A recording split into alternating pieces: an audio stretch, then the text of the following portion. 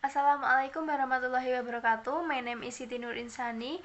My student number is A320200060 and I from class B, Philosophy of Education.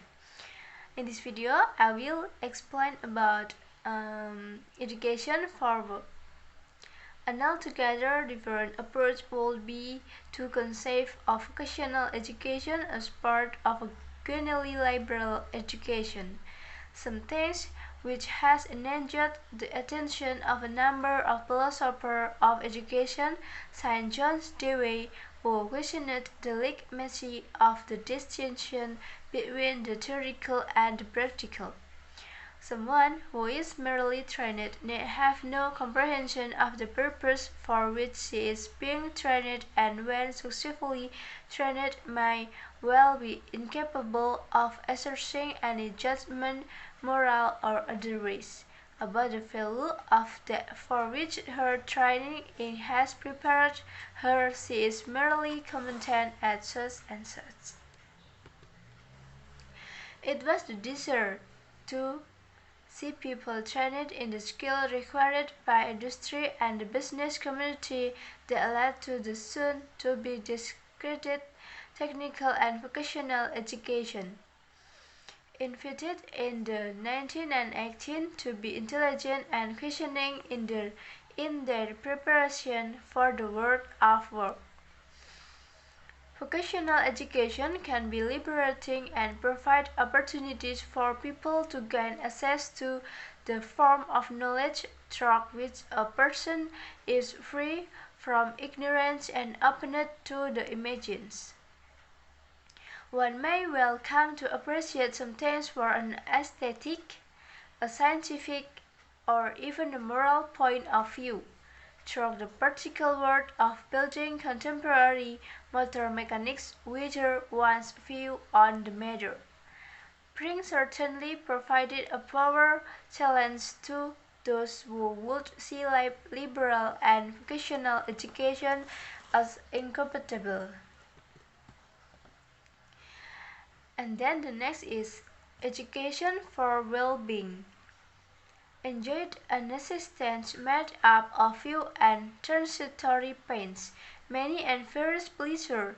One may take issue that this particular account of happiness, but it does capture the subjective nature of the phenomenon.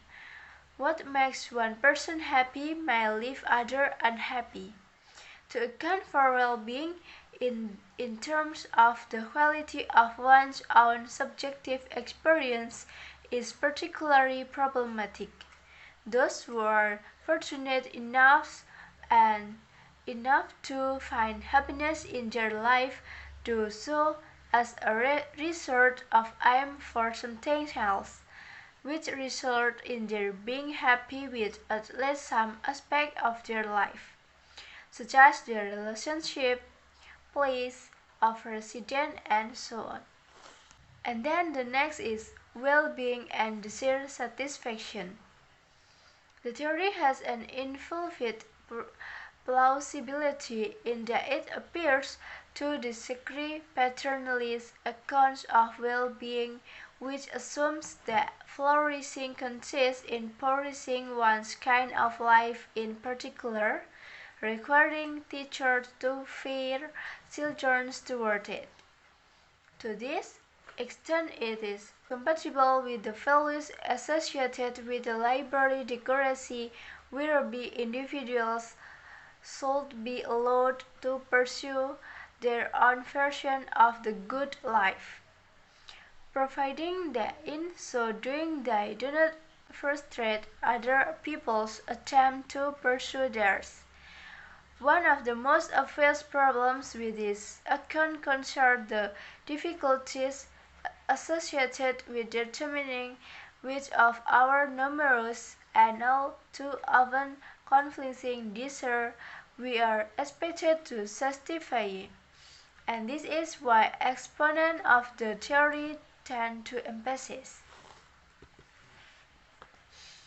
And then the next is education and well-being beyond desire satisfaction.